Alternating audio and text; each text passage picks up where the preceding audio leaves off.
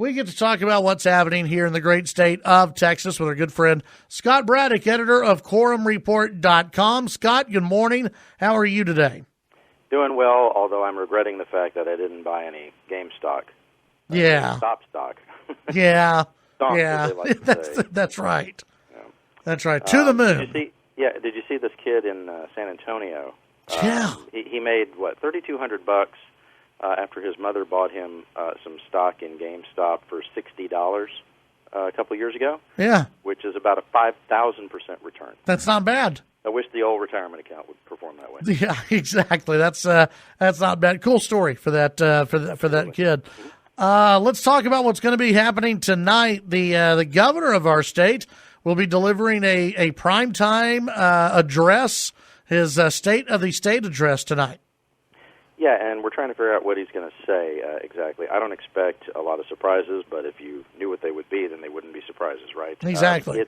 It's a little departure from the way he's done this in the past, or the way any governor's done it in the past, and stop me if you've heard it before, it's because of coronavirus concerns. The governor going straight to television with this instead of appearing before a joint session of the Texas House and Texas Senate, which is normally what happens. And an unfortunate thing in trying to report about this, Chad, one of the things that I really look for and other reporters would look for, as the governor is speaking and laying out his priorities, which is really what the State of the State has become, the chance for the governor to sort of formally talk to the legislators about what he would like them to do during the legislative session. Because he won't appear in front of them, I can't watch their faces. Right? I can't see what their reactions are as he's laying things out. Sometimes you would look out across the crowd, the House members, the senators, and you could see that they either genuinely look surprised because he just said something that they did not expect, or they're just sort of nodding their heads like, yeah, that makes sense, or sometimes you can see that Democrats are shaking their heads while the Republicans are nodding theirs, and sometimes even vice versa, because sometimes governors like to reach out in bipartisan fashion. The big things he'll talk about, I think it's pretty straightforward, Chad. Of course, COVID-19 and the response is huge. He has the backdrop, as every governor does in the United States, of seeing a lot of deaths and illness in their states, just as such a bizarre, unfortunate time that we're in. I think that he will probably offer up some sort of defense of his executive actions, which have been heavily criticized, not just by Democrats, but even more so probably by a lot of conservatives, including the leadership of the Texas Republican Party. So you'll hear something on that.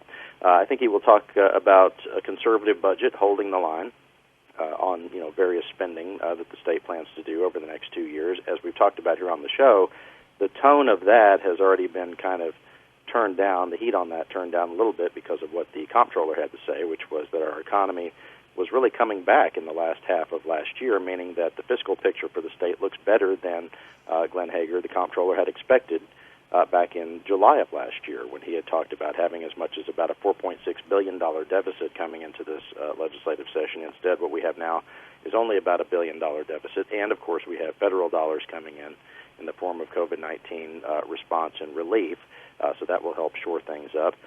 One thing that's COVID-related that's kind of been under the radar, Chad, and I'm surprised it hadn't been talked about more until last week. We mentioned this on the Texas Take podcast, which you can get on Apple Podcasts, Google Podcasts, etc. I like to throw in the shameless plug there. Absolutely. Well, we talked about it because the governor barely touched on it during a press conference in Midland last week. I'm sure you picked up on it.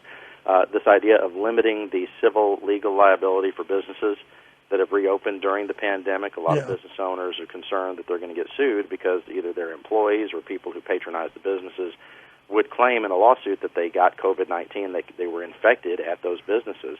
The governor, in his address or his press conference in Midland, talked about the idea that if businesses have opened, quote, safely, then they should be shielded from lawsuits that they might be in the crosshairs of. So I expect that to be a big priority. And then also probably something about, and this will not surprise you, something about defending the police versus defunding the police.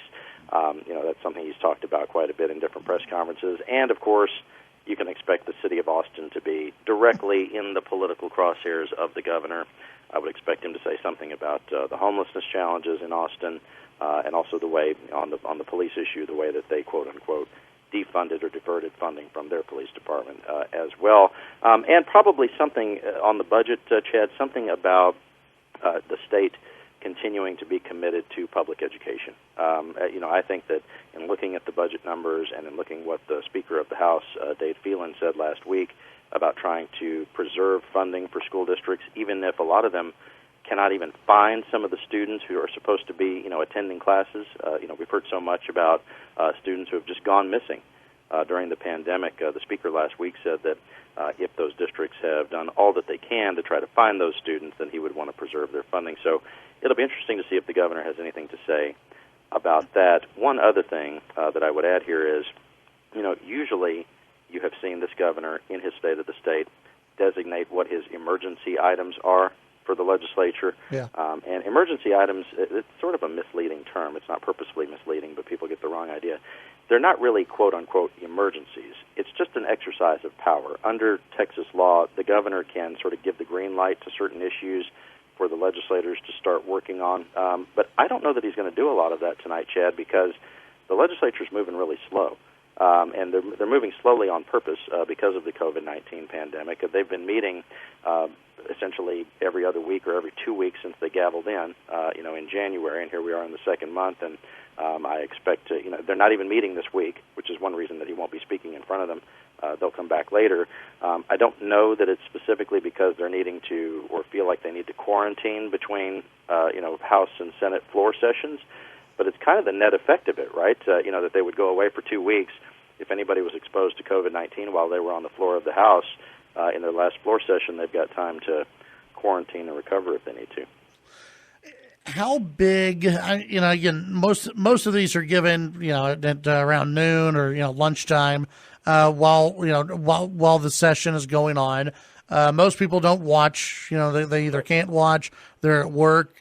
How big of an opportunity is this really for the governor? Who, even you bring up the pandemic, he hasn't done, kind of that prime time address. He hasn't been seen by a lot of people. His press conferences are normally either in the morning or in the early afternoon. He's not seen by a lot of people. How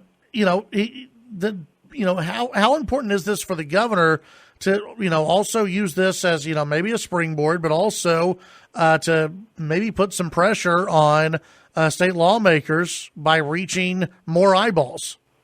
Critically important. As you said, the governor hasn't been as visible on this throughout the course of the pandemic, 9 or 10 months of the governor making some pretty controversial moves.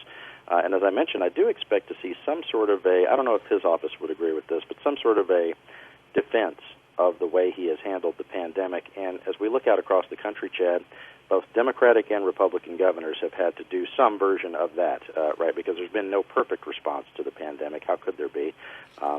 We're going through something that, at least in modern times, is certainly unprecedented. I think the governor would probably be wise to talk about the way that the Texas economy had been able to come back in a much stronger fashion than what a lot of folks, including, as I mentioned, the comptroller had thought. There is always chatter about whether Governor Abbott or any Texas governor, it's not unique to him, whether he would want to run for even higher office. And when you're the governor of Texas, Chad, there's really only one higher office, and that's the President of the United States. And there's been, lots of talk about whether or not the governor would want to run. I'm not one of those who falls into the category of, he's definitely running. I don't necessarily think that, but I do think that his top political consultant, Dave Carney, has probably at least talked Abbott into positioning himself such that people will think that he'll run for office that's higher for the presidency, which of course puts a person in good position for lots of reasons, including fundraising and their just their overall profile, and the fact that in a legislative proceeding, especially for the Republican legislators, it's hard to be against the guy who's probably running for president. Hey, texture real quick. I think the governor's speech tonight is his first 2024 presidential campaign event. Could be. We'll see what. Listen, if he's able to hit some right notes on, hey, I'm defending myself for the reason we did this, and this, and I want the legislature to do this. You could see how it could easily turn into maybe this guy for 2024. Maybe he's already thinking ahead type of speech. Scott, let's move on to some other issues, and one of those, it still deals with coronavirus. You had the Senate. What was it, last week when they met for about 30 minutes? All they did was vent about the coronavirus and the response to it, but so far nothing's really happened. Right? Right. That's right. There have been some bills filed, a lot of them, of course, on coronavirus response. But let's be real here. The legislature has not held hearings on this in either the House or in the Senate. There haven't been oversight hearings. I was talking with some legislative veterans the other day who made the point that if you think about the state's response to other disasters, I'll take a hurricane as an example. You remember after Hurricane Harvey, a few years ago, you had lots of oversight hearings and discussions about exactly how state dollars are being spent and how federal dollars are being spent in the state. You haven't seen one thing like that so far, Chad. And I had some folks say responding to some of these comments online. Some folks said, well, they just got to Austin for the legislative session. Could they really do anything by now? But the fact is, they don't have to be in a legislative session to hold oversight hearings on what different agencies are doing, on what the governor is doing, et cetera. And so it does seem to a lot of folks that they've sort of absconded, the legislature has, as far as just ceding all power to the governor on the coronavirus response. His administration and the agencies and the agency heads who work for him have been the ones making all the big decisions on this. Now, there have been, in fairness, plenty of private conversations held among lawmakers and other policymakers, people who are their staff members and others who have been working on the issue. But as far as any public pushback to the governor, all we've really seen is sort of political criticism from some Democrats and from some Republicans as well, in particular the leadership of the Republican Party. But you don't see legislators asserting themselves in an oversight role, which some have criticized as just a lack of leadership. We'll see if that changes during the legislative session, but certainly has not happened so far. Yeah. Texas House Speaker Dave Phelan expected to release committee assignments this week. I'm hearing as early as Wednesday. Is that right? Could be Wednesday, and I would think that it would be shortly after this State of the State address. There was a slight, and this is one of the nuances of this, there was a slight delay in the receipt of the Speaker's office of the cards that the members turn in. They actually write down on cards, Chad, requesting which, it's kind of like trying to get the electives you want in school. They will write down on a card what committees they would like to serve on, and the Speaker and his staff can consider that whenever they're figuring out where to put all of those 149 members on which committees where they could serve the best. Since we're on the air in Lubbock, it's worth mentioning that the chairmanship of the Ways and Means Committee, Dustin Burrows, that's up in the air. I've gotten a lot of questions from folks in your area about whether or not he'll continue to be in that position, which is an important position, important for Lubbock and the whole state. Not sure. It's $1 million question because, as you know, and as Chairman Burrows knows as well, whether he can be trusted is still in question after his role in what happened with Speaker Bonin and the Empower Texans folks in that secretly recorded meeting that ended in the end of the legislative career of the Speaker. I think it's possible that Chairman Burrows remains a chairman, but not necessarily the case that he'll stay in the exact position that he's in. And, of course, looking out across the rest of the state, I do think that legislators from different parts of Texas, including Houston, Dallas, Fort Worth, San Antonio, and other places, are making their pitches and trying to figure out where they're going to be exactly. And I would say that the committee assignments, it's the first giant decision that the Speaker makes, of course, putting people in these different positions. It'll tell us a lot more about what kind of Speaker we can expect Dave Phelan to be. I think people know him by reputation. They know him as somebody who tries to work with all sides, and he's already gotten criticism, as you know, from some conservatives for saying that he's going to continue to put Democrats in chairmanship positions in important committees, which is something that some grassroots Republicans do not agree with. But of course, it is the tradition in the Texas House that they, over the decades, have done what they call power sharing in Austin.